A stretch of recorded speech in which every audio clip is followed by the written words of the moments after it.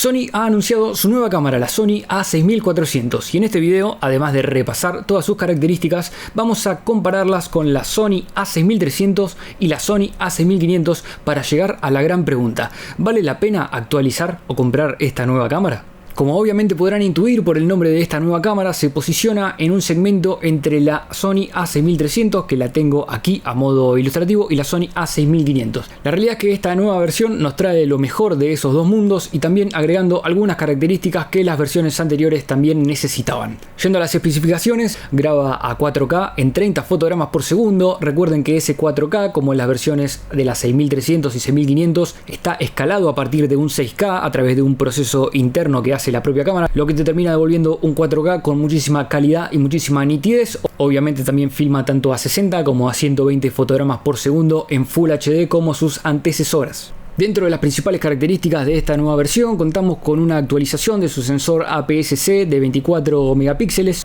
y con un procesador de imagen Bions X que le permite tener una considerable mejora en su performance a la hora de trabajar con el autofoco. Incluso es uno de los principales pilares sobre los cuales Sony se apoya a la hora de marketinear esta nueva cámara bajo el eslogan "el autofoco ha evolucionado". No me parecería descabellado que este autofoco fuera sorprendente, porque ya mostraba maravillosas características en la Sony A6300 con un autofoco realmente muy interesante. En esta nueva versión, Sony presenta una funcionalidad de traqueo en tiempo real, en donde procesa la imagen a partir de diferentes parámetros como el color, como diferentes patrones, como la distancia entre objetos, y a través de su reconocimiento de rostros y de ojos puede obtener resultados muy interesantes a la hora de trabajar con el autofoco. Además, por su pantalla con funcionalidad táctil, van a poder tocar en aquel sector que quieran traquear para que el foco pueda seguir a cualquier sujeto que estuviera en movimiento sin ningún tipo de inconveniente. Una característica que me parece muy interesante, que otras cámaras ya las tenían. Además, la gran novedad, que a diferencia de la 6300 y la 6500 y cualquier otra de las cámaras Sony, por fin su pantalla trasera es rebatible, una opción que muchos estaban esperando y que por ahora solo se podía encontrar en la pequeña Sony RX100. Particularmente con estas cámaras, una deuda pendiente era el poder verse a la hora de estar grabando. Es una lógica mucho más blogger o youtuber, pero cuando uno hace videos de este tipo es bastante molesto no poder contar con esa opción. Tener la precaución de que, si bien esta pantalla es rebatible, solamente se puede posicionar por encima de la cámara, a diferencia de otras cámaras Canon o Panasonic que te permiten también rebatir la pantalla hacia un lado. El principal problema de esto podría ser que si en algún caso alguien quiere agregar un micrófono por encima de la cámara, bueno, la pantalla que aparecería por detrás sería imposible de ver.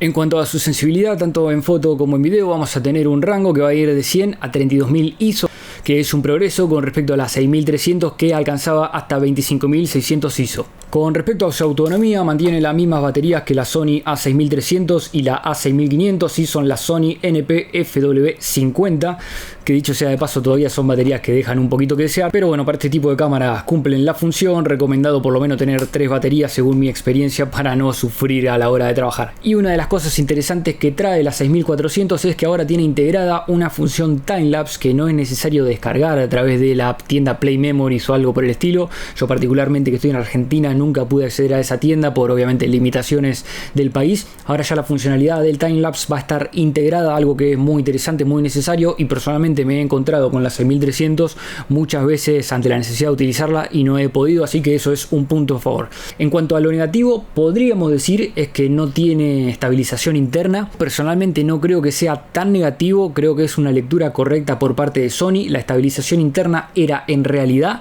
casi la única función que diferenciaba la 6300 de la 6500, y creo yo que no es tan relevante teniendo en cuenta que la gran mayoría de los lentes Sony cuentan con estabilización interna, y yo personalmente he utilizado la 6300 con lentes como este 35mm 1.8 que sí tiene estabilización interna, y les digo que realmente los he podido compensar sin ningún tipo de problemas, y nunca me he encontrado en un escenario en donde el hecho de no tener esa estabilización me perjudicara cuando usaba un lente que sí la tenía. Me parece una lectura muy acertada de Sony, porque les permite lanzar esta cámara al mercado con un precio de $900, $300 menos que la Sony A6500 y al mismo precio que la Sony A6300, teniendo en cuenta que es una cámara que ahora sale al mercado completamente actualizada en comparación a sus hermanas. Así que esas son algunas de las principales características que tiene esta nueva cámara. Si quieren mi opinión personal, me parece que esa acertado, que es una gran cámara. La recomiendo a todos aquellos que estén en la búsqueda de comprar una nueva cámara, si consideran que esta gama de cámaras Sony puede ser un salto de calidad. Aquellos que ya tengan la Sony a6500 o a6300 podrían dudar. Normalmente no les recomendaría actualizar, pero si decimos que es una cámara que cuesta $900, lo mismo que la a6300, tal vez si se las ingenian para vender esa cámara que ya tienen, podría ser interesante. Si no, en caso de que ya se sientan cómodos con contar con la 6300 o la 6500, tal vez actualizar no sea una opción considerable y les convenga pensar en saltar a alguna gama un poco más alta como la Sony A7 III o esperar, por qué no, incluso el anuncio de la tan esperada A7S III. Así que espero que les haya gustado. Cuéntenme qué les parece este nuevo anuncio de Sony, esta cámara, cómo la ven, si les parece que es interesante, si la comprarían o cualquier otro tipo de opinión que tenga. Lo voy a estar leyendo e interactuando en los comentarios. Como siempre les digo, cualquier muestra de afecto en forma de like, suscríbanse y nos vemos la próxima.